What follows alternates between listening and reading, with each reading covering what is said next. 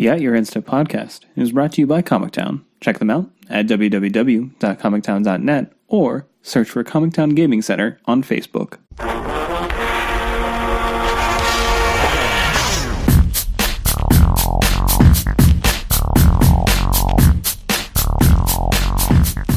Hello, and welcome to At Your End Step. My name is Morgan, and I'm here with Dave. What? And Mike. Never mind.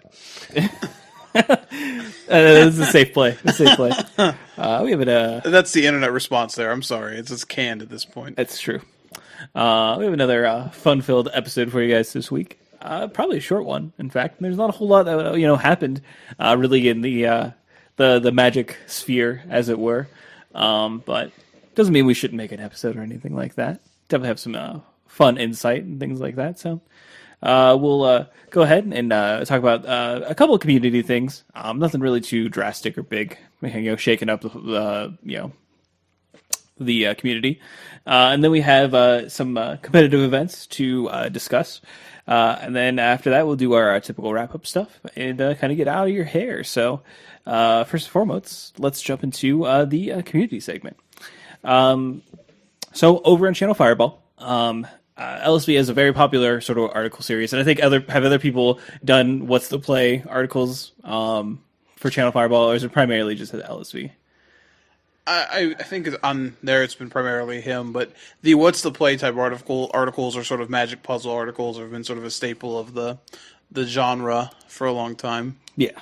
I mean, even as far back as, Mark Rosewater, that's how he got started with Wizards, was actually constructing, puzzles with, magic articles, basically. So I used to read Scry magazine. I used to look at them sweet puzzles. Yeah. So one was put up by LSV that described a situation where your opponent was at 12. You are at 9, if I'm not mistaken. Yes, correct. And your opponent has a Sarah Angel, and you have a Merfolk Looter, and 3 islands and 3 mountains for yourself. Your hand is one thing, which is a Lightning Blast. If you don't know what Lightning Blast does, it's 3 generic and a red. It says deal 4 damage to target creature or player. It's an instant. You're tapped out at this point in time, and it's the end of your opponent's turn. And the simple question is, do you loot? And apparently this spurred on a lot of discussion from the pro community. So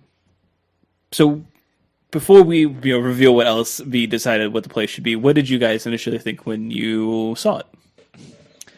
So, I think my response is tainted now that I know what the answer is. But my initial thought was this is initial. My initial thought was to not loot, and my reasoning would be because I already have an answer to the Sarah Angel, and given the contents of the rest of the deck, the only relevant card, or one of the only relevant cards, is a control magic, which you could potentially get. But you just have 1, and you have about, 11, 20, probably about 25 to 30 cards left in your deck. So, yeah, my initial thought was not loot. My initial thought was to loot. And I tend to loot in these scenarios, though I will say my answer is also then tainted by the fact that I played a lot of decks recently with Treasure Cruise in them, where looting had an upside as well.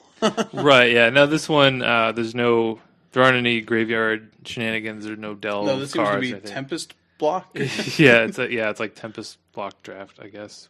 Sarah Angel was with Sarah Angel in it. Yeah, Tempest standard. You got a core set in there. Honestly, the reasoning for this is because at this point, so you have 27 cards in your deck. 11 of them are lands. So you have a real high percentage to draw lands here. And at that point, you already have 6 in play, so you're fine discarding that. And a number of the cards here are also cards you're not going to have a chance to cast, like even Sift here, which is in your deck, which is draw 3 and then discard 1. Yeah. Cost 4. It's going to be really difficult to ever effectively use that card while facing down the pressure from the Sarah Angel, so you're going to have to cast the Lightning Blast. So you've got some stuff that you're okay to get rid of. The only scenario which is horrific for you is if you actually draw the control magic off of the looter. But I think based on where you're at in the game, that's one of the scenarios you sort of have to live with. So I mean, so you have a card in hand, which is the nice thing. So if you loot and draw the control magic, you just discard the Sure, but you're still. You don't want to have to discard the lightning blast. No, I mean, of course not. But I mean, control magicking your opponent's area angel could be the way that you win the game. While blasting it just gets it off the table. You still haven't won the game. You've found a way to not die. So my initial reaction would be to loot, because at this point in time you should be trying to find a way to win the game, and not just stabilize the board. If you have a way to win the game, you might as well keep looking for it. Right. That's kind of our opinions on it. And LSV came out and said that you should loot.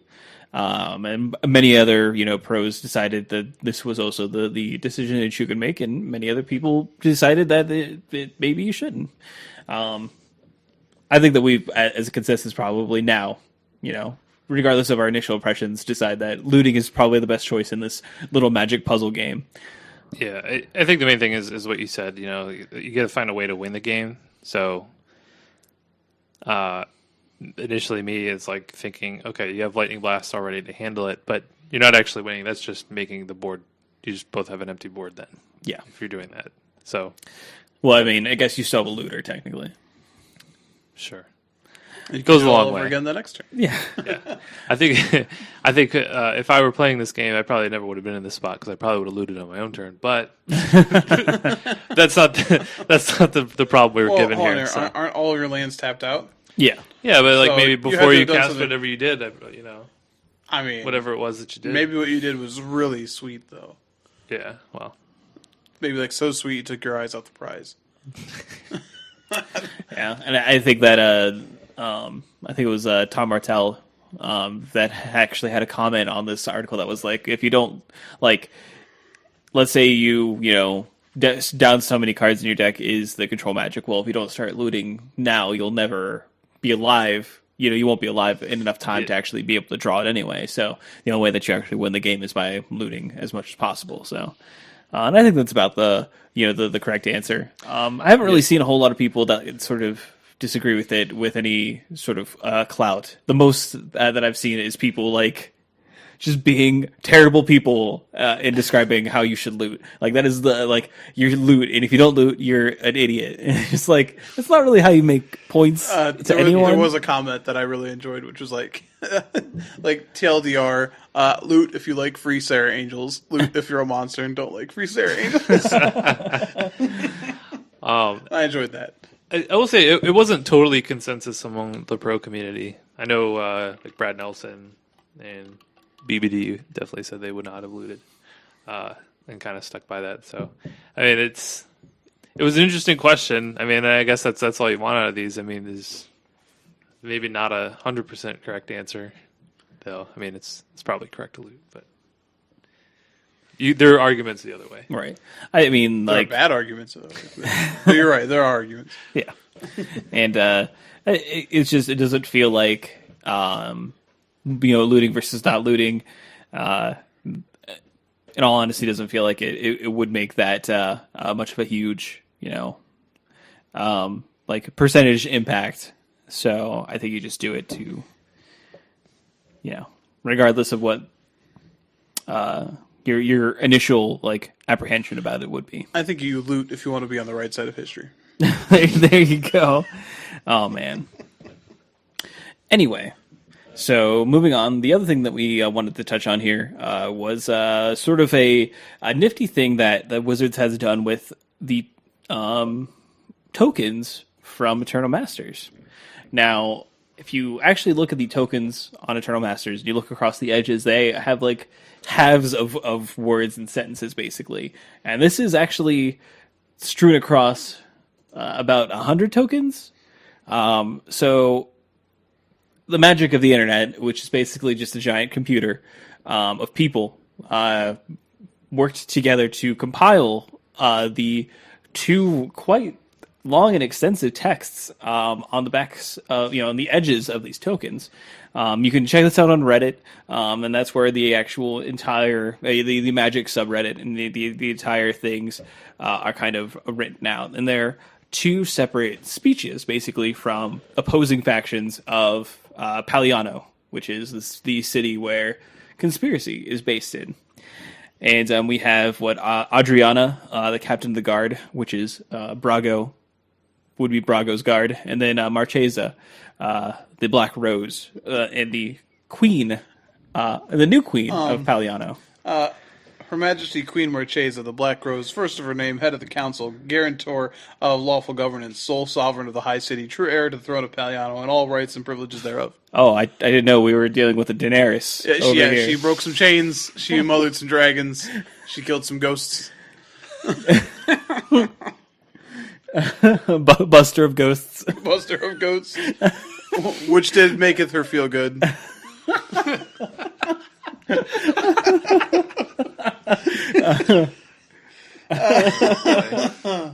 Oh man, but yeah, I mean, this is like obviously a very sort of in-depth thing, and a sort of kind of not shocking coming out of conspiracy as far as that is concerned. I will say, I think that the captain of the guard's letter is really good because it sort of makes mention of how ridiculous it is that a ghost is dead.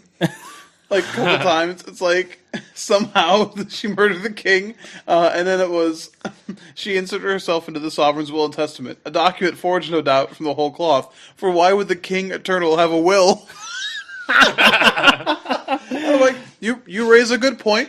That she seems to be quite intelligent about this matter. So, and one would expect that obviously we would even see cards of these. We already have a Marchesa card, but I imagine that Adriana, Captain of the Guard, will be something we see in Conspiracy 2, which kind of is relatively just around the corner. I mean, we have Eternal Masters this month, then Eldritch Moon, and then Conspiracy to end the summer with. So yeah, it's fairly exciting, and it's kind of interesting that they are putting this in here now, and I imagine that maybe in in Eldritch Moon we might even see something else about Conspiracy. So, I mean, I know already a lot of people have conspiracies about Eldritch Moon, but maybe we'll have something specifically about Conspiracy too. Okay. Sweet. So, that's pretty much everything that we really wanted to touch on for the community this week. Before we move into the competitive segment, I just want to give a shout out to Comic Town, our lovely sponsor. You can check them out at Comic Town Gaming Center on Facebook. See some upcoming events. I know that they are planning on having Eternal Masters events at some point in time. Now the GP's over this weekend, so I don't know if they're timing them to compete with that Legacy GP. Seems like a poor move on their part. So I wouldn't imagine them seeing them this weekend, but hopefully in the future. But definitely keep your eye on their Facebook page, and that's the best way to find out about events, or keep listening to us, because we definitely talk about it. But anyway, moving on. So into the competitive segment, we actually had some local events that we went to. Dave, you went to a Modern IQ at Comic Town on Saturday, and then Mike and I went to a PBTQ Epic Loot. Oh, that's the next Star Wars movie. Yeah. Epic Luke. Epic Loot in Springfield, Ohio. So since your event was first, let's go ahead and start with you, Dave. How'd your Modern IQ go? Now, some of our listeners may already know the outcome of this result. Someone tweeted at us angry things at Dave. So That's true. I finished in first place. Good job. You I did it. out of one? Out of, I don't know, 30-something. Oh, okay, good. Congratulations. You earned yourself a continued invitation to the Invitational, as well as a Tarmogoyf, basically. Yeah, I'm going to remain on the Starts the Invitational train, so feels good. I don't know. So I played my new Modern deck that I recently picked up, which is the Sam Black's version of the Death Shadow aggro or Suicide Zoo deck. I had most of the pieces for that, and I just needed to pick up Death Shadows basically and like some other small things. So I was like, all right, we'll play this deck. Didn't actually own any Tarmogoyf, so I didn't have any of those in my sideboard, but yeah, it's fine. Pretty much just I played his list from GP Charlotte, where he top aided, and I basically just replaced the one Tarmogoyf with a Lightning Helix on the sideboard. So That's basically the same thing. Yeah. I mean, if we're going by that, then I play like a lot of Tarmogoyfs and Burns. So yeah. No, I mean they don't come in the same matchups, but I was a little afraid of playing against Burn, so I wanted another card for that. So that's why I played the Helix. But yeah, deck is sweet. Played it for the first time actually at FNM last Friday. Played a modern FNM at Comic Town, and then played in the IQ on Saturday. So still pretty new to the deck. It's first time I haven't played blue cards in modern for a couple years at least. Gitaxian Pro doesn't really count. It's like Affinity maybe is when. Yeah, that was like 2 years ago, over 2 years ago at this point. So yeah, I played a lot of Snapcaster Mages and Delvers. But yeah, I mean it was cool. I felt like it felt like I was playing a deck that was on par with other modern decks, so it was a little nice. Yeah, I had many turn 3 kills throughout the tournament. My only loss in the Swiss was to Jund. It reared its ugly head again. Yeah, I got Junded. Actually, like didn't feel like that disadvantaged, but my opponent had some very fortunate draws. But that'll happen. I'm not playing blue anymore, so I can't just sit back and counter spells. But yeah, that deck was obviously very powerful. It's very explosive, a lot more resilient than you would think, and the fact that it has so many cantrips. I mean, you're running Gitaxian Probe, Street Wraith, and Mishra's Bauble. It lets you turn through your deck, so you can find. It plays the Become a Med Battle Rage combo, so you're able to find pieces of your combo a lot quicker. Lets you play less copies of your sideboard cards. So it has a lot of one and two ofs in the sideboard, and you can usually hit those with pretty regular after board. So yeah, it was pretty good. Yeah, I mean, with Baubles and Probes, you're basically playing a 52 card deck. So yeah. Didn't lose a game in the top 8. Kind of just rolled through that. So yeah, definitely going to continue to play the deck. I mean, it was pretty sweet. Been kind of looking for a new deck to play since I put down the Delvers, and I think this might be one that I stick with for a little while. It's only a matter of time, Mike. We all know that. Grixis Delver was a consideration for me to play. I'll be honest, but that was kind of like the third deck on the roster. I have Jeskai Nahiri built as well that I could play, but the local metagame is a little red green Tron heavy, so Jeskai decks aren't the best call in locally to Columbus. I think the Nahiri deck's still a fine choice. I think it's a good deck, but I don't know if it's tier 1 at this point. But yeah, the Zoo deck, it doesn't really matter if they have hate or not. A lot of times you can just kill them really quickly, as early as turn 2, or you can just Thoughtseize whatever out of their hands. So it doesn't really matter. But yeah, it was sweet. It felt nice to win a tournament instead of finishing in top 8 somewhere and then losing. So had a lot of those probably over the course of this year. Well, again, congrats, Yeah, and I'm sure that a few weeks down the road, Delver's going to be looking real good, and you're going to be like, "Oh, hey, girl." Yeah. Whoa, who's that? Sunglasses flip down. Delver, you looking fine. I will say I did buy a Tarmogoyf with my winnings, so I do have the actual Tarmogoyf with the sideboard now. Oh, there you go. So now I have the complete deck. You can play the deck proper. Yes. All right. I like that both your and I stories end with us buying obnoxious things. Yeah, sure. Spoiler, it's how my story ends. Okay. So, on Sunday, like I said, Mike and I drove up to a standard PPTQ. I'll start with my story. I went 3-2 and ended 13th. I haven't been playing a lot of standard, and I guess really a lot of Magic in general as of late. So I was a bit rusty. Was not playing very well at all. Just not at all. Obviously driving Mike crazy when he would come in and look at my matches, which that's like the worst part is like, I know that I'm making mistakes, but I know that it is literally driving at the people around me insane because I'm just in it and I'm just like doing it. So it's just like, whatever, like that just happened. I don't even who cares? But other people are like, I don't know what you're doing. And it's awful. But, so I started off with the, good old 0-2 start. got someone that just wanted to leave, beat me, and then conceded to me. Which, you know what? I can't blame the man. He probably had a good time with the rest of his Sunday. And then I was able actually to rattle off the last two to start with end with a positive record, which was okay. And there wasn't any sort of prize payout past the top 8, so I didn't get anything for my time and effort.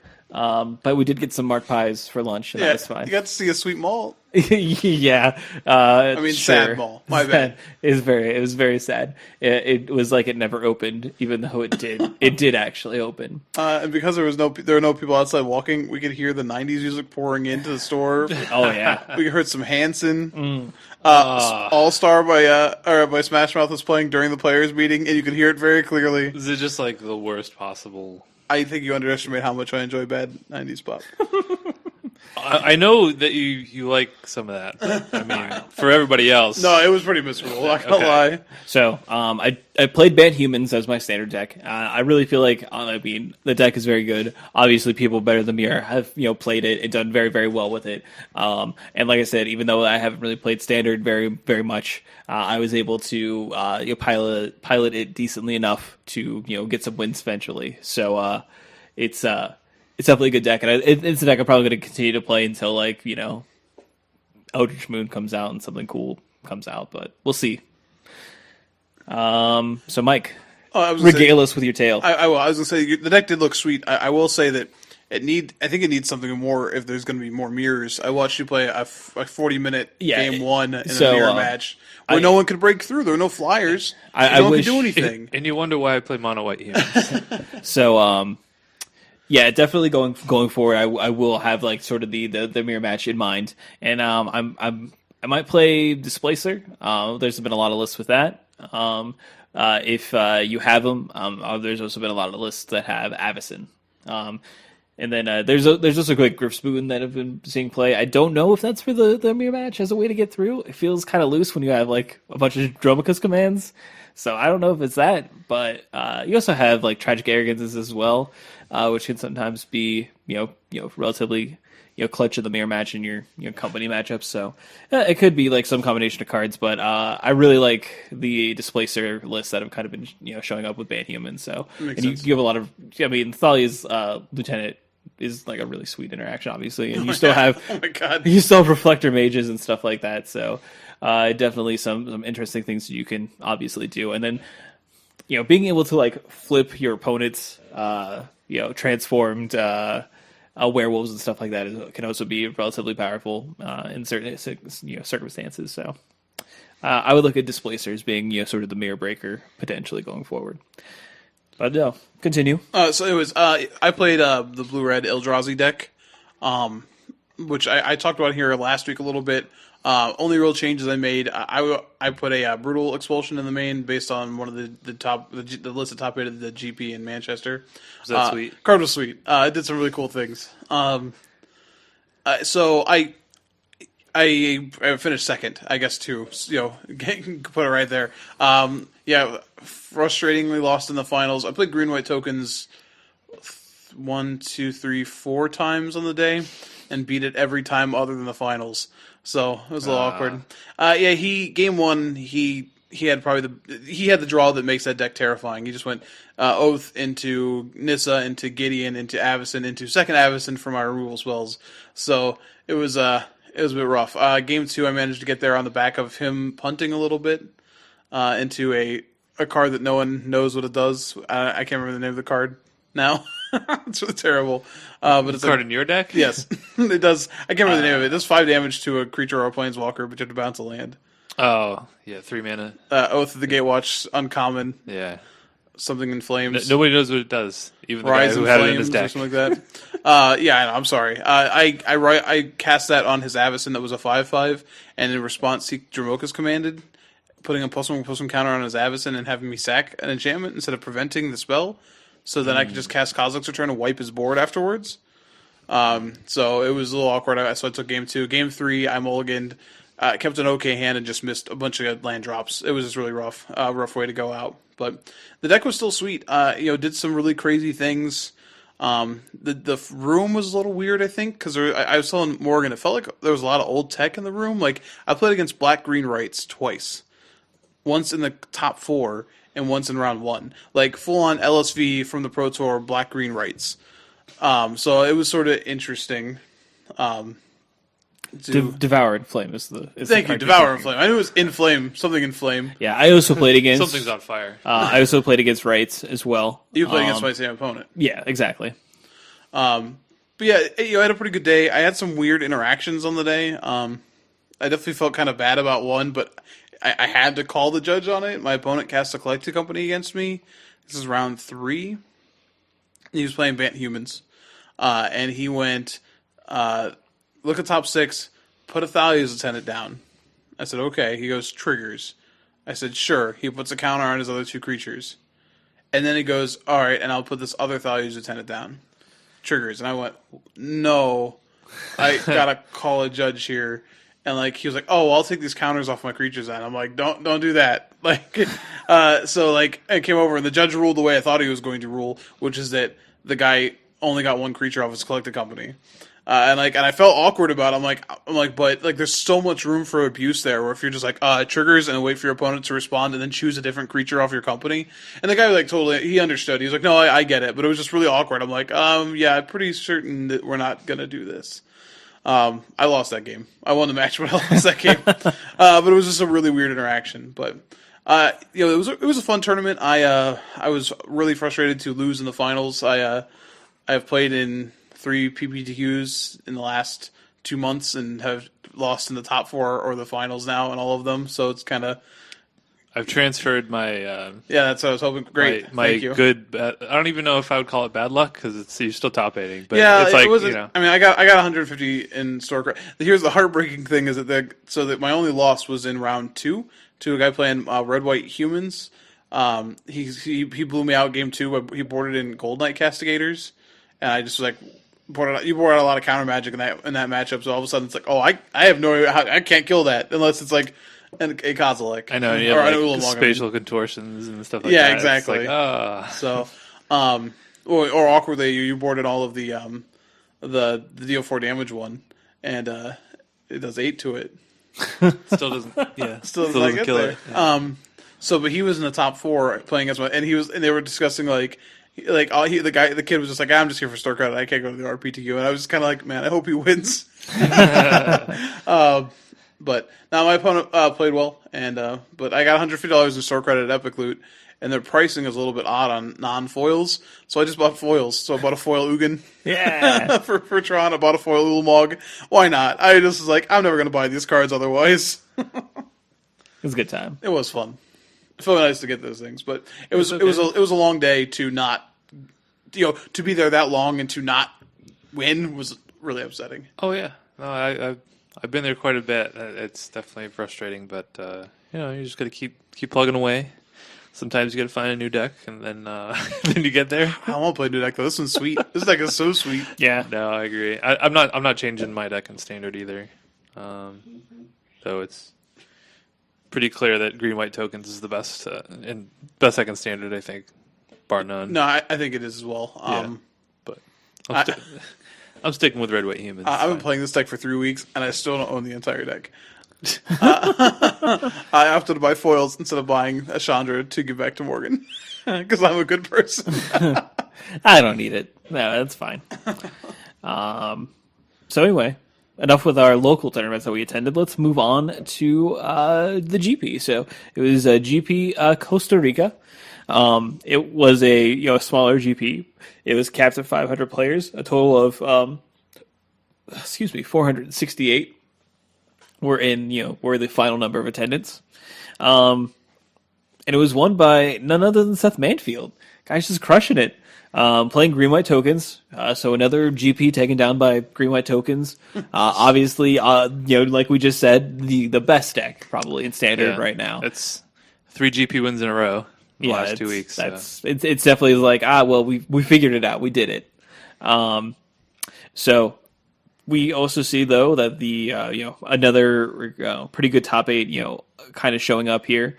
So we have Brian Bronduin playing just straight Bant Company, going up to even like 4 Jace Vryn's prodigy. But this is a pretty classic list, as it were. We'll talk more about it here. We have Michael Dirkzo with green white tokens. Saul Alvarado playing black white control, and Oliver 2 with Bant Company. And with this, he actually is platinum now, correct? He locked platinum with his top 8, correct? Yes, he's playing Bant Humans though. Oh yeah, it's listed as Bant Company, but yes, specifically they're Bant different Humans. decks. They are different decks. I will not discount that. We have Eric Manuel Lopez Basulto? Yeah, Basulto's Green White Company. And then Brandon Fisher playing Nia Walkers. Which is just green white tokens with Arlen Cord. Oh, okay. And then Javier. Javier. I was just going to say, the question is, though, with this Naya deck, is he playing red sources? He actually is. He's playing Game Trails on the Neil Spires. Yeah, he can cast right. Chandra. He does have both Anissa, too, so he could have just pulled a Raph Levy and not played red. And then we have Javier Dominguez with green white tokens. And then finally, the champion, Seth Manfield, green white tokens. So obviously, there's a lot of green white tokens decks in this top 8. Again, to reiterate, very, very popular deck. But let's talk about the decks that were not green white tokens. Do we have any sick green white tokens tech that we want to bring up? I don't want to have like us almost missing, Ralph Levy splashing Chandra. Not in this tournament. Okay. When we talk about the SCG Open, we can talk about fair enough green white innovation. When we get there, we'll get there.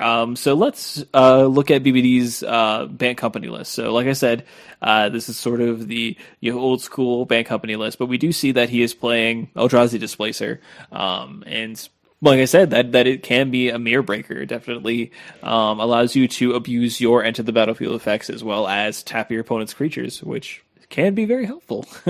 Yeah, this is kind of this deck is kind of a throwback to not week 1 standard when we saw Jim Davis take down the SCG Open, but it was week 2 when it was the Invitational weekend when we saw the kind of natural progression was to put Eldrazi Displacer in the deck to try to fight the mirror. Now we've seen the company decks kind of move away from just that kind of just value creatures, and we see him.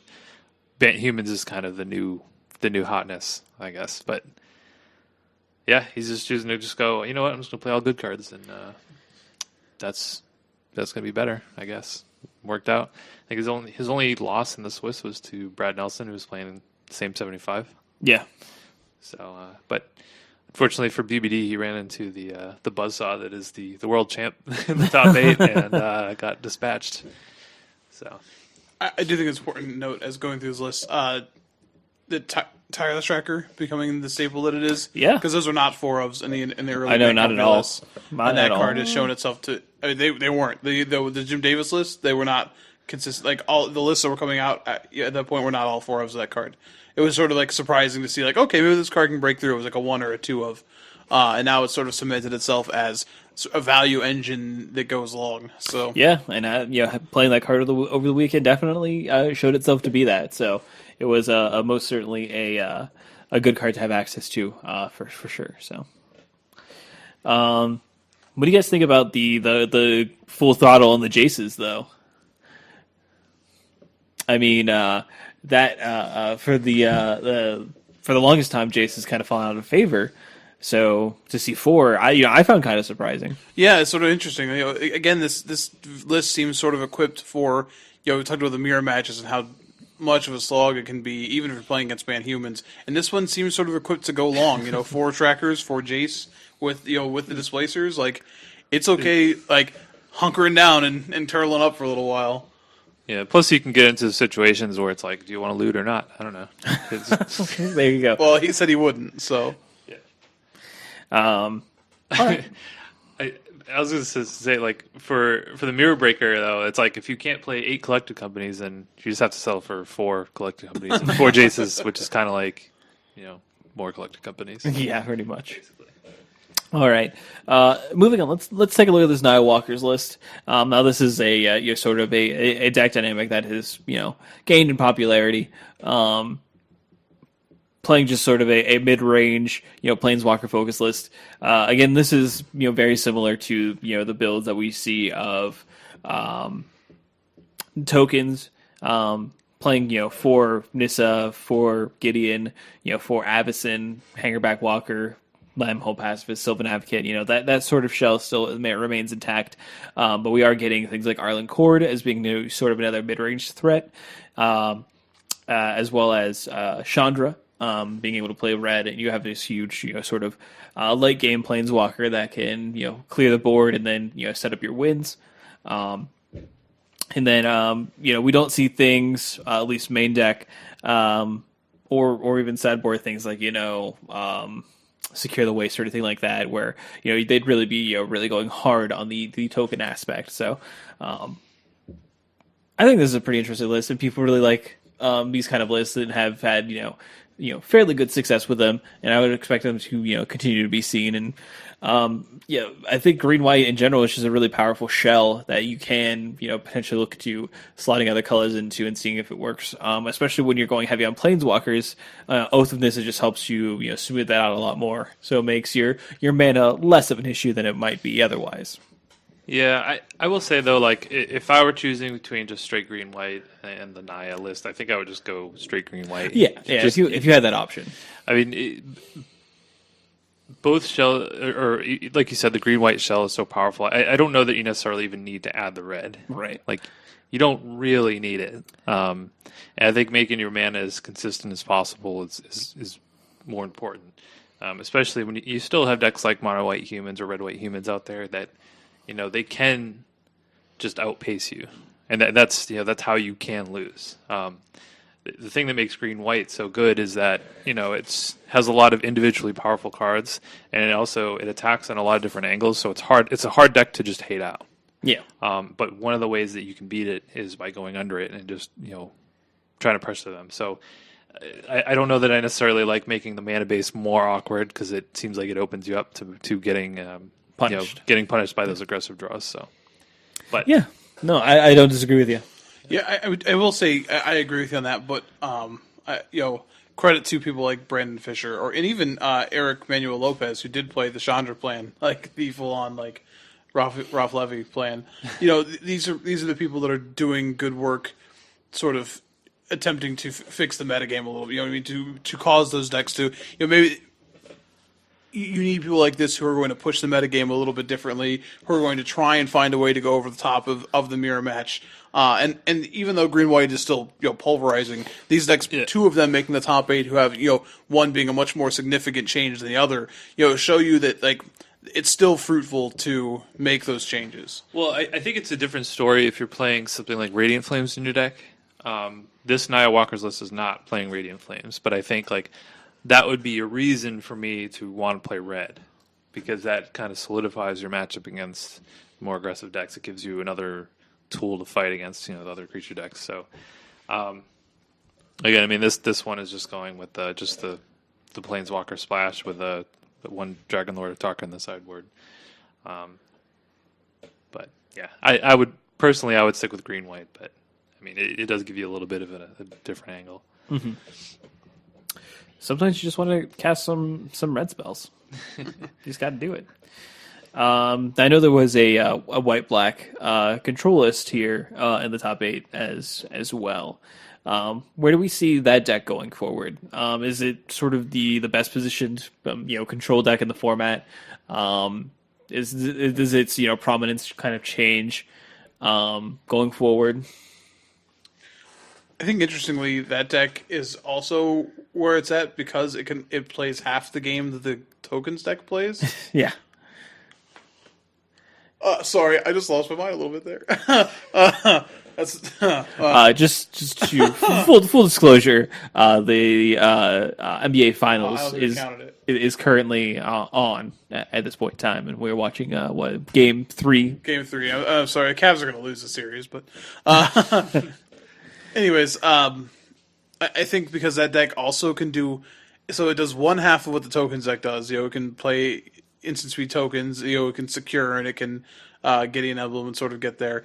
But it also gets to play actual removal spells, which is something that is seriously lacking in all of these green-white builds. I mean, when you play green-white, the joke being sort of little kid. Like, they have Dromoka's Command, which is quality, sometimes some Declaration and Stones, but overall the removal package is just not where it wants to be. So I think as long as we have access to these really powerful black removal spells, this deck will have its own portion of the metagame. So I don't think it's going away. Now, it doesn't have to stay black. It could be Esper. We've seen Esper Dragons a couple of times, pretty much only from oh shoot, what's the player top 8 of the Pro Tour? Because he did well at the GPs last week too. With this deck? No, with Esper Dragons. Oh, Shoda Yasuoka. Yeah, Shoda, or even some of the Sultai decks. Like, there's other control decks and Blue Red Eldrazi that are floating around, but this deck sort of has its own space to play all these black removal spells. So it's pretty important right now. Yeah, I mean, I think this is the best language deck. We saw Grixis kind of rise and fall. Like, it kind of rose up and was like very popular for a while. Kalidas isn't as good as it was a few weeks ago. Yeah, and it's just. But we don't see Grixis in the top 8 here. I don't know if there are many in the. I don't remember seeing any in the top 32, but I could be wrong. But in any case, I mean, I think Black White's very solid. I think it's a good deck. I know Owen Turdenwald called it the best deck in the format. I don't think I agree with that, just because I think Green White is too good. But I think it's definitely a deck that can put up a good fight against Green White, and I think if you are a good pilot, you can do pretty consistently well with Black White. So interesting that we don't have any. We kind of saw mono white and red white humans kind of with a resurgence last week. There were 2 in the top 8 of GP. I don't know, Minneapolis, yeah. And we don't see any here, and I don't think there were any in the top 32 either. I think people kind of maybe adjusted for that and packed the hate a little bit more. Maybe they were slacking a little bit last week. Some of them became banned. They added some colors. Yeah, I do think the band though, it just plays so much differently. Like, that's trying to go a little bit longer, and tries to control the board a little bit more with Reflector Mage and things like that. Where mono white and red white's pretty straightforward. It's just we're going to try to kill you as fast as possible. Okay, there was one 21st place here, Marcelino Freeman. But yeah, for the most part, we don't see nearly as much of it. There's a red white there as well. Red white, yeah. Can we talk about a really sweet deck in the top 16? Yeah. And a player that we haven't seen in a little while doing well? Frank Karsten. Oh, what's he playing? Blue Black Prison. Which, yeah. What are you going to do? So is this a take of the Martin Mueller deck? It is. Yeah. It's definitely the Jace's Sanctum deck. Playing some black so you can play Dragonlord Silumgar out of the sideboard. Interesting. Yeah, that's it. Yeah. So it just has, instead of 24 islands, displaying 20 island for Sunken Hollow, and then 2 Dragonlord Silumgar. Other than that, it's pretty much the same deck, though he does have some sweet Guardian of Tazeems in the sideboard. I didn't think I'd be seeing that one in Constructed, to be honest with you. Well, you're not the only one. We don't have block Constructed anymore, so yeah, didn't expect to see that. Guardian Tazeem is the landfall intro deck rare from Battle for Zendikar. Yeah. It's a 4/5 flyer for 2 blue and 3 colorless, which has landfall. Whenever a land enters battlefield under your control, tap target creature and opponent controls. If that land is an island, hint, they all are. That creature doesn't untap during its controller's next untap step. Seems pretty good against green white. I mean, it's a 4/5, so it beats an Avacyn heads up, and flies, which is really important in this format. Yeah, yeah, pretty interesting. I still don't know how good this deck is, and I don't know. I don't even know how you would even hate this out. I guess Dromoka's Command is good if you can hit the Jace's Sanctum with it, but. Well, to be fair, Mueller said that it's got a really bad Green White Tokens matchup because of Dromoka's Command, so. Yeah. Probably not where you want to be, but if you're looking for something different. Carson's also kind of a master, though, with these decks that, really require some, finagling and some real good, numbers knowledge. You've got to crunch a lot in this matchup, or whenever you're playing this deck, and he's pretty good at that. He's a pretty strong mathematical mind. So I'm just excited So- to see him like take a wonky deck in top 16. Yeah, for sure. So because I got Frank Karsten in that quiz that we took last week, does that mean I should look into this deck for Absolutely. standard? Absolutely. I would. I want to see you cast. about you, Aces Morgan? Sanctum. I would suggest against that. For your. on, why? For your health. I want Dave to have to buy 3 days on doing Days it. and Doings. No, Hey. they're not at like $25 anymore. I think they're If probably like I have a $4. days of doing, if you are interested, Ooh. because I'm not. I'm definitely Dave not. and I are both looking up days and doing right it's now. like Yeah. $5. Oh, 4. Oh, I mean, come on, for almost power, that's a steal.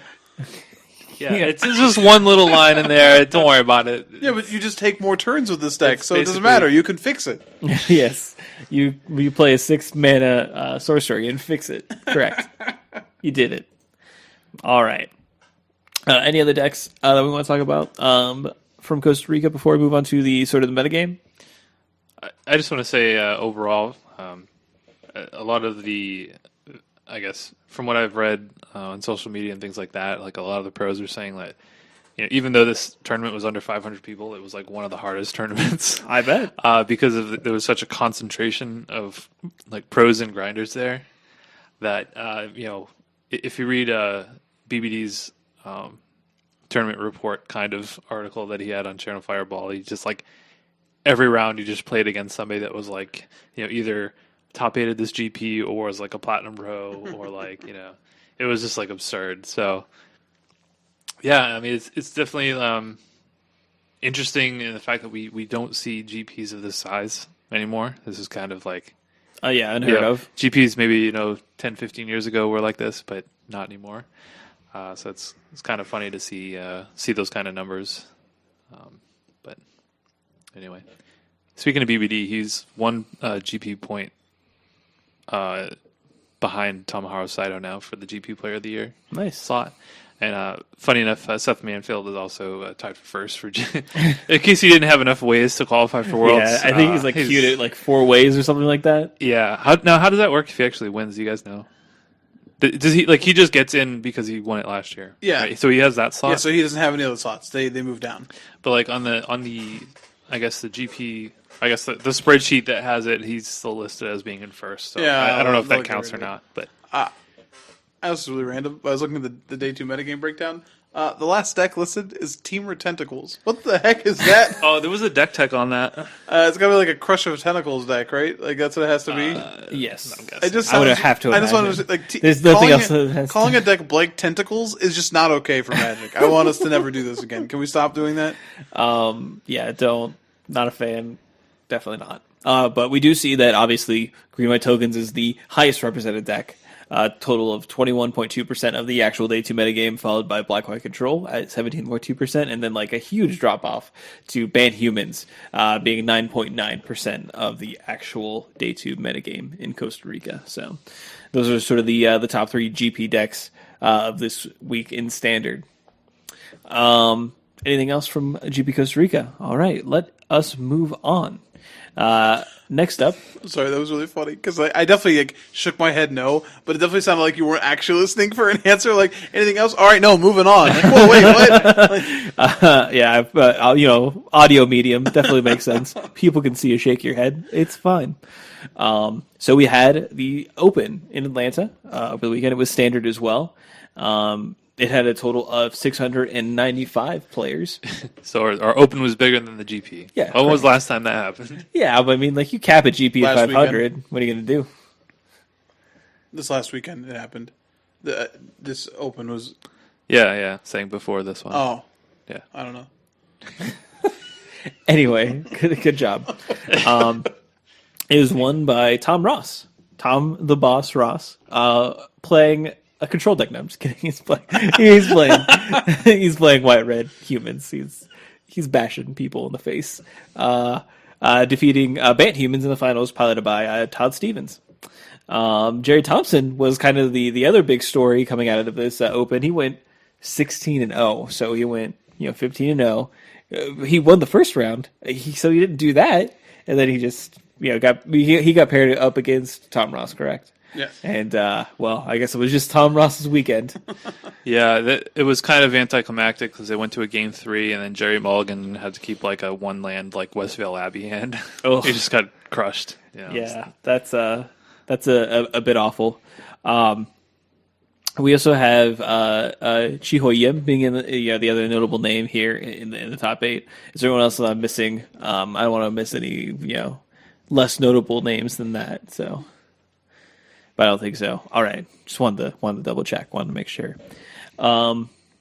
So Tom Ross obviously was playing humans, and then Jerry Thompson was playing green white tokens. no shock there. We also see banned humans, as we already noted. Another banned humans list. So Chiho Yim was playing. Green White Eldrazi, piloted by Logan Glover. Blue White Aggro, piloted by Hugo Terra, which I'm sure we'll discuss. Yeah, we'll have to talk about that one. We have Bant Rights, piloted by Austin Matthews, and then Blue Red Eldrazi, piloted by Mike Seagal, like Steven Seagal. And that kind of rounds out our top 8 here. So, where do we want to start? Let's start with Tom Ross's deck real quick. I don't want to talk about this too much because it's pretty standard. It's relatively standard. However, I mean, it's all standard technically. But. Yes, these are all standard legal. So the main deck's pretty straightforward. It's pretty, it's the kind of the 18 land version of humans that we've seen. He did shift back to Consul's Lieutenant over Anafenza, Kintry Spirit. Yeah, I thought that was a little bit interesting, but I mean, that's not. I don't feel like that's too crazy. I mean, no, and especially when you kind of maybe even take a look at what's in the sideboard, you kind of figure that Consul's Lieutenant is definitely more of an aggressive card. And you might want a more aggressive card when you were playing 4 Reckless Bushwhacker in the sideboard. Bookwhackers. Yeah, he hates books. No, but so we've seen most, if not all, of the humans decks play Gideon in the sideboard in some numbers, whether it be 3 or 4 Gideons and some number of lands to bring in. He's playing zero Gideons in the sideboard, and instead he's still playing the Needle Spires, so he has 4 Needle Spires to bring in and 4 Bushwhackers. So his plan so instead of going the Gideon route against the more controlling decks, or the the removal decks, I should say, he's just trying to kind of keep the Bushwhackers back in reserve, I guess. So you play your initial couple of creatures on the board, they sweep them up, you play creature Bushwhacker, keep pressuring, along with the Needle Spires giving you more threats. So I like it. I don't know. I'm interested to hear his thoughts on why he played 0 Gideons. I still think there's probably room for maybe squeezing a couple in there, but I would imagine he'll be writing about the tournament at some point. He did play 3 Gideons. No, 3 Kithians. Well, it's Gideon on the other side. Yeah. I'll talk about the allies. He eats a mushroom, becomes Gideon. Yeah, I got it. But anyway, yeah, that's all I wanted to say. I thought it was very interesting playing the 0 Gideon ally of Zendikars in the sideboard. There you go. Okay. Gotta be more clear. All right. Mike, do you I want to talk about the 4th place list. Yeah, of course. So Blue Red Eldrazi. So this is, the similar idea to what you've been playing. Minor differences here and there, but for the most part, you could look at this and kind of figure out what you were playing at the PPTQ. Yeah, this is a good place to start if you're looking at that. He played 1 more land than I did, making room for all 4 majoring networks and all 4 majoring networks.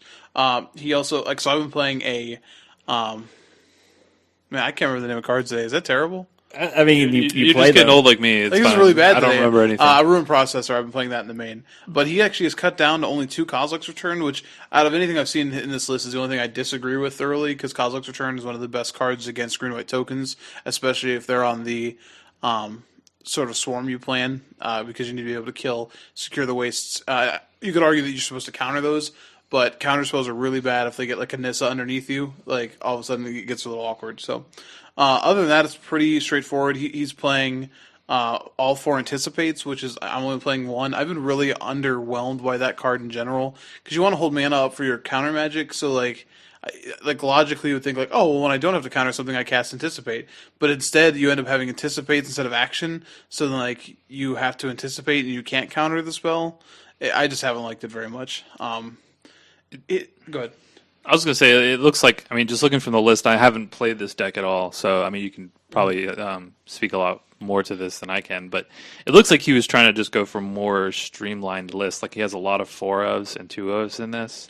I mean, the deck is 4s and 2s, with the exception of, like, I'm playing, like, a couple 1-ofs, one Brutal Expulsion, one Confirmed Suspicions, and then the one Anticipate. Everything else is all 4s. Right, So- yeah. But it seems like he was more just going for, like, okay, like, 4 Hedron Archive, 4 Anticipate, 4 Clash of Wills, Sure, 4 sure. Spatial Contortion, you know. Yeah, which I go back and forth on. Like, you do actually see a lot of cards with this list.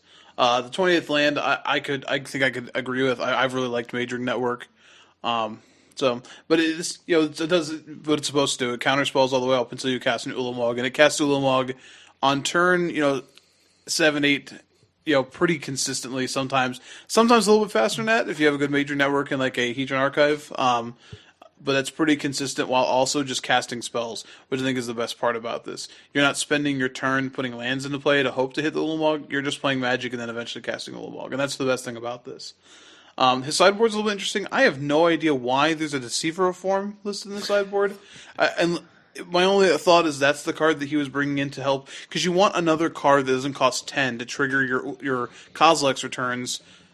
But I don't know why you would play this card over Ruin Processor, because Ruin Processor is the one that will also gain you 5 life half the time, and that alone makes it worth it to me to not play this card. Yeah, I don't know. There's also you also have to play a colorless for this, and I know it's going to sound weird, but if you look at the list with 4 Highland Lakes, 4 Wandering Funerals, and 6 Islands, there are draws where you don't have a colorless source. It's not common, but it just seems like a weird corner case to put yourself into. So I don't know how I feel about Deceiver of Form. Everything else here makes a lot of sense. Fever Visions are great. So overall, I really like this list. There's definitely some holes. Like, he's not playing any roasts, so there's some holes there, especially to regular sized Sylvan Advocates out of the sideboard. But if you want to look at where this deck is going, this is a good place to start. Yeah, for sure. All right. So let's shift into this blue-white aggro list, followed by again Hugo Terra. This is very similar to the red, the blue-red aggro list. We have a lot of the crossover creatures, things like Dimensional Infiltrator, Rattle Chains, Stratus Dancer. But with the white, you get things like Bygone Bishop, which is, fairly good. Reflector Mage. So yeah, that seems like this blue red deck's great. What if we play Reflector Mage? We don't play any red. I think we figured it out. Definitely makes it a lot. I mean, you're essentially trading your Gold Knight Castigator for Reflector Mage, which maybe that's correct. You're also trading your Gold Knight Castigator for Gideon Ally of Zendikar as a 4-of showing up. Yeah. You're also playing a 2-of super loose Invocation of State Draft, in my opinion. So I guess you put this on your dimensional wait, hold on, is that it? No, it's not. That's Eldrazi. You're putting on one of your Rattle Chains and holding up a second Rattle Chains just in case. Yeah. That card, when we looked at this list, I was like, okay, everything here I could see, and then I saw that, and then that card's like, I don't know why this is here. Now I know there were some decks that were playing it in the sideboard for the ramp matchup. That matchup isn't really existent anymore, but I guess I could see that. But in the main, I don't know. I do like all the other spells. I really think that Clash of Wills is a card that I've been playing it now, but sort of has gained a lot of ground because so many of the decks want to curve out, especially Green White Tokens wants to curve its Planeswalkers, where you on turn 4 can play a 2-drop threat, but also pick off just a spell, and it's enough tempo to possibly just actually win the game. And I like Essence Flux a lot too. Yeah, I've played that at an Invitational. Yeah, I've talked before how I kind of like that card, but I do think the spot removal in this format outside of Ultimate Price is actually really expensive. If your black white opponent is Anguish on making you, and you just get to Essence Flux and save mana on it, you're doing really well. He even has a couple spirits that works with. Yeah, so true. Bygone Bishop is Make a my spirit, Bygone Bishop a 3/4. and Rattle Chains being a spirit is pretty. Oh man, you get this also sweet combo. the sweet get hexproof again. So yeah, it's pretty hot. Yeah. So like obviously this deck looks a little interesting. He definitely top eight with it, so there's something there. But this could be potentially a show we look at when Eldritch Moon comes out. We get some more spirits, actually into the format. I can definitely see this going places. So while this might look a little bit doofy, Doofy. Is that the name of the officer in Scary Movie? In Scary Movie, yeah.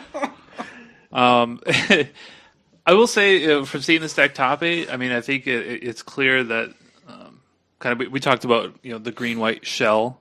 I think the shell of the 2/1 flyers and counter spells is also has proven itself with kind of two different versions of a similar deck here. So with the infiltrators and rattle chains, Stratus Dancers. Clash of Wills is really showing itself in multiple decks now in Standard, and I'm not sure how I feel about Spell Shrivel being a format staple, but apparently it is now. I don't know. I guess that's just the way it's got to be. We call that a big leak. Mana leak. Jeez, guys. Yeah, no, we get it. Yeah. But no, I mean, so we have worse mana leak and worse syncopate. Yeah, worse every other X counter spell. Just awful, just terrible. But hey, I guess you got to make do. You play with what you have access to. Correct. I guess, and then these are the best counters. I guess not counting more specific things like negate. Yeah. This is what you got. Yep. All right. And when we even take a look at the metagame breakdown, we do see that green white tokens is most popular, and this is for day 2. Banned humans being the second most popular. So we have green white tokens being 16 in the day 2, and then 8 banned humans in the day 2, and then white black control again. So really, those are kind of the 3 most popular decks for the weekend. And I don't think that's going to change. I mean, until we get Eldritch Moon, I think green white tokens is going to. Yeah, I don't see any way that it's going to slow down. No, I don't think the best so either. deck, so. Nope. Eldritch Moon's going to come out. We're going to get a real sweet, red aggressive deck that comes out and just stomps over everything. We'll see. Wishful thinking. See. Please, Wizards, please. So I do want to touch on Jerry Thompson's green white list. I know that most of the green white tokens lists are pretty similar, and even this one, I mean, it's not going too far off. But Jerry is one of the best, if not the best, metagame, pros, I guess, that we have in the game. Like he is always able to just analyze a format, figure out what's going to be good on what specific weekend. What are people what are people playing, or what decks are weaknesses are and things like that. He's definitely playing a little bit of an oddball. He's playing 2 Evolutionary Leaps main deck and 2 Den Protectors main, which we usually do see those cards on the sideboard. But he kind of identified that it might. I don't know. Is Evolutionary Leap even like a good mirror card? I wouldn't even think so. But I mean, maybe he was expecting more like Black, White, and Grixis. The person who has the more Avacens tends to win the matchup. And Yes. Evolutionary Leap says, I mean, you have a pretty good chance of finding Avacens. That's true. Also, it helps you flip your Avacyn. Yeah, also true. Right. So I haven't played green white token, so I don't know all the little tricks or how those go. But I just found that to be a little bit little odd, and it's not something you see. I know that's where these lists kind of started at the very least was playing 1 to 2 Evolutionary Leaps. And I know that the deck has moved away from it, but moving back makes sense as far as that goes. Right. And it definitely seemed to probably serve him quite well over the weekend. I'm sure it did. I mean, he went 16-0 before taking his first loss of the semifinals. First and only loss. Yeah. Other thing I want to talk about in this deck is a couple sideboard cards that he has. So first, well, I guess the lack of a sideboard card because he's 0 Tragic Arrogance, which that has been a staple card in this deck since the Pro Tour. And it's kind of odd to see 0 in the list. But he is playing 3 Planar Outbursts. So yeah, sort of taking the place of Tragic Arrogance because apparently Right. he just wanted everything dead. Yeah, I mean, I guess just I mean, he must have found himself in enough spots where wiping out all the creatures, even if that means all of your own, is better than leaving them with one. I think that has something to do with also how you can set up your planeswalkers, because if you get to Wrath the board and you get 2 planeswalker activations first, you know what I mean? So it's like, okay, planar outburst, tick up my Gideon, or even better, tick up my Gideon, kill your planeswalker, and then make a plant or make a token. I think that works out pretty well. Plus, awakening it's a real thing in the mirror, and again can also just take out opponents' walkers, which I think is a really big deal in that matchup. So I like planar outburst in the mirror. I guess that's true. I guess I didn't think of it that way. Like if you have a Nissa and a Gideon, you can keep them both around. Now, it was possible to do that with Tragic Arrogance because you can make your Gideon a creature and then keep that. But this way, if you want to make a token instead, you could keep both Planeswalkers around, follow it up by making tokens. So, but yeah, I mean that I think was probably a good call for him. And the other card that looked really good when it was on camera was Linvala the Preserver. And I know Mike, you guys both actually probably played this card, a decent amount at the beginning of the format, and I think you would probably say that the card's pretty good. Yeah, it's very good. It's very good. Yeah, if you can consistently be able to cast it 6 mana, definitely can be a lot in certain decks. But if you can get to that and get to that late game, yeah, it definitely shores up a lot of matchups. Yeah, so. A couple of odd choices here. I mean, the rest of the deck's pretty standard, I would say. But clearly he was doing something right. I'm sure he played a ton of mirror matches. Yeah. But something to look at, and I think it might be something that we see picked up by more people going forward. So. I would expect so. All right. Well. I think that shores up all of our, competitive segment. Not really anything else to talk about, so let's go ahead and move on into the wrap-up. So, a very exciting weekend for some people within our local area. Well, first and foremost, Eternal Masters will be released on Friday, so you can, hopefully maybe pick up a draft wherever you are located, pick up, play the pack lottery, as it were, buy a pack and see what you open. Definitely a very exciting release, very expensive, and flashy cards are going to be reintroduced into the market that I haven't seen print in a while. So it's pretty awesome. So best of luck with however you pursue. May the odds be ever in your favor. Correct. So, yeah, something like that. Also over the weekend we have 2 GPs. So we have GP Prague, which is great, and that's where your coverage is going to be over the weekend as well. We also have GP Columbus. Now, both these GPs are legacy, so Team at Your Instep will not be attending these GPs because, no, we just don't. We don't know nothing about no legacy. So I'll be very honest. It's not just that. Like I could play legacy. I lined up to get a deck. I'm just not paying the money to do it. Yeah. That is another consideration. It is $70. So I'll be around the site a couple days. I think Mike and I are planning on it being in attendance. So hopefully, if you do want to come up and say hi, we will be there doing side events of some persuasion. But that's about it. Yeah, I may swing by for maybe on Sunday to play in some side events, but as of right now, I don't have any plans to go, which is really weird. Having a hometown GP that I'm just not planning on going to. And, sometimes it's just the way that the cookie crumbles. Columbus is, in the Midwest in general, is, very much so a hotspot for Legacy, so I can't, it's going to be a good GP for Legacy players that want to go out and play. It is expensive, but I know that, if Legacy is your passion and you don't get to play it a lot, then you're definitely going to want to be here to play, so... Yeah, I mean, I'm definitely with Mike, and that I could get a deck. I played very modern. I basically have a deck. Yeah, I could probably find a deck, and I could play, probably decently okay. But I really that part not so much for me. I'm not saying I could play well, but I mean, I've played a little bit of Legacy and I kind of keep up with the format. I mean, that's where Delver's good, so... I know, that's where Delver's actually tier 1. But But I just can't justify spending $70 on a format that I just don't really play at all. Yeah, when you And just don't feel that invested in it. I don't feel confident at all that I could do well. So it's like, what am I even doing? Yeah, exactly. Yeah, I mean, like I'm sitting here saying I won't pay $70 for this, but I probably will end up paying $70 to go to Pittsburgh. But I also But feel that's like a format that you play, Right. and like, all right, you know Yeah, what you're doing. It's different. Anyway, so while you're down at GP Columbus or wherever you happen to be sure to come check out our Twitter. For updates on where we're at, you can follow us at Sybil Your End Step, so you say at your end step.